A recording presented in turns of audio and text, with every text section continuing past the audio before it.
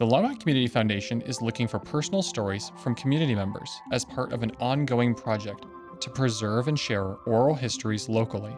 Stories from neighbors just like you. I think becoming yourself is a lifetime study.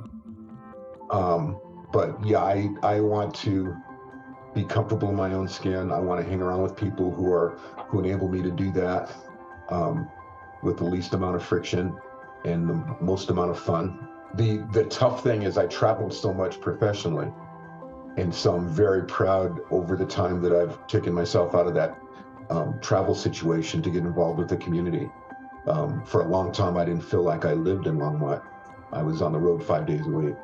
And so, especially in the last couple of years, um, I've kind of immersed myself in the community and gotten to know people.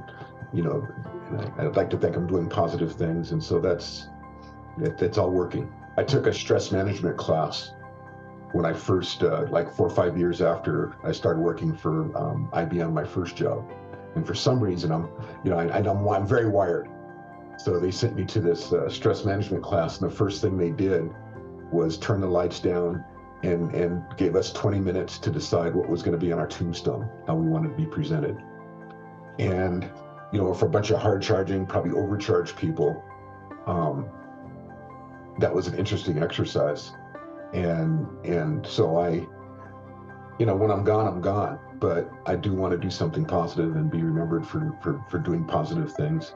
Um, Maybe too much so, but that's where my head is right now. I was wondering why my manager sent me there, and I was one of the youngest people there in terms of time in my career, but they valued me as they assumed I had some potential in that environment, but I was probably too wound up, and they wanted me to get closer to a work-life balance.